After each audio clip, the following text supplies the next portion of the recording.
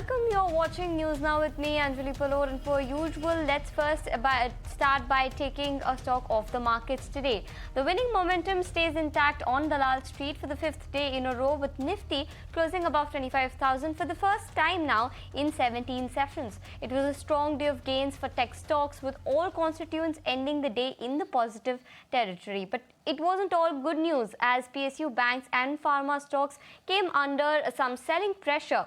My colleague Rabinder is now joining us live with more details about the market's performance today. Over to you, Rabinder. Well, yes, Indian market has shown a decent recovery from the day's low, and if we talk about Nifty 50 index, then Nifty higher for the fifth consecutive session, closed about 25,000 mark after 17 trading session, and Infosys, TCS and Hindustan Unilever were the top gainers of the Nifty 50 index in today's trading session, and IT stocks were leading rally for the Nifty 50 index. And if we talk about broader indices, then Nifty mid cap and small cap, both the broader indices were closes in green and advances for the third consecutive session.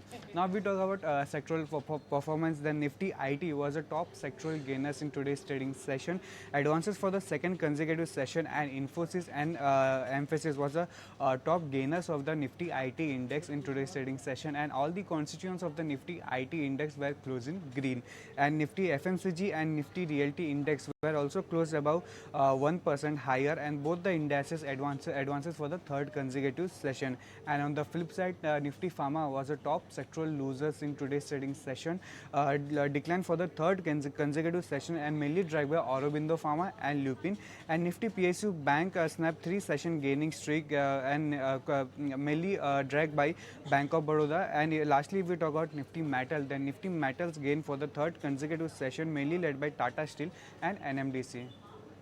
Right, thanks Rabinder. And as you mentioned, it was the IT companies that had a strong performance in the markets today, and this is despite a subdued performance by Indian IT companies in the first quarter of the year.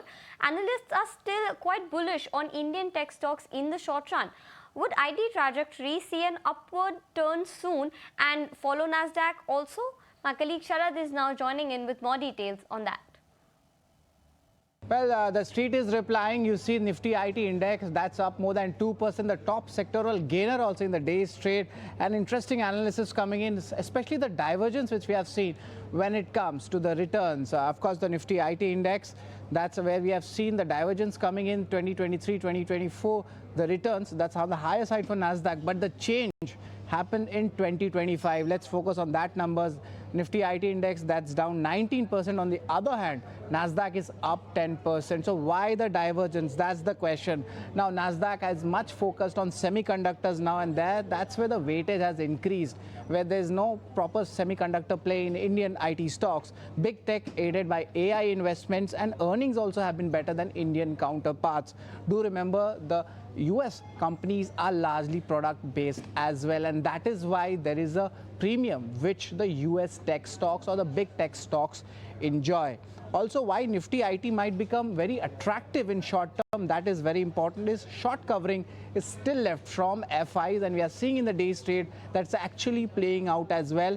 FIs are churning and moving from private banks to the IT space, and that is where the oscillation is happening. That'll be an interesting trend to catch up. And if you look on a fundamental basis, the valuations are attractive. They are near the 5-year average levels of the Indian IT stocks in the most of the cases.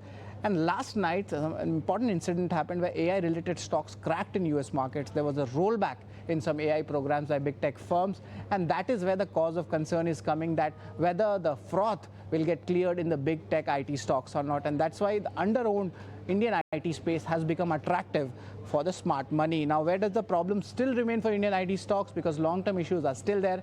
AI adoption by companies may still affect the billings. There is the issues in hiring trends, and client budgets globally, they might change as well, as there is no certainty, and the companies are also not giving guidances going ahead. Now, service-based companies, which is the Indian pro forma of performing in the IT space, it is a limited product exposure.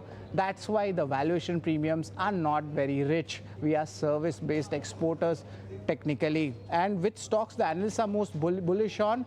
TCS and Infosys, larger names, we see 19 to 23% 12-month return potential, and also HCL Tech making it to the list. Also, let's look at the mid-cap IT stocks. Where do they stand? Coforge, Infosys, Persistent, LDI, Mindtree.